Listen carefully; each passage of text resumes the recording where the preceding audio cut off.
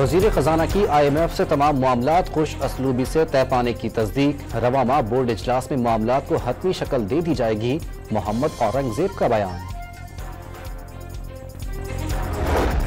शरह सूद में 2% कमी का ऐलान। स्टेट बैंक ने पॉलिसी रेट 19.5 से कम करके 17.5% कर दिया।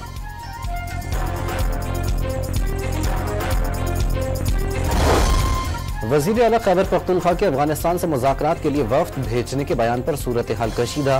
वजीर दिफा ने अली अमीन गंडापुर का बयान विफाक पर हमला करार दे दिया। वजीर आला खैबर पख्तूनख्वा से पेशावर में तैनात अफगान कौंसल जनरल हाफिज मुहिबुल्लाह की मुलाकात। तिजारत के फरोग और इलाकाई अमन व इस्तेहकाम की सूरत हाल पर तबादला ख्याल। और रहीम यार खान के हल्के NA 171 में ज़िमनी इंतखाब का टाकरा। इब्तदाई गैर हतमी नताइज में PP की बरतरी पर मखदूम ताहिर की रिहाइशगाह पर जियालों का जश्न।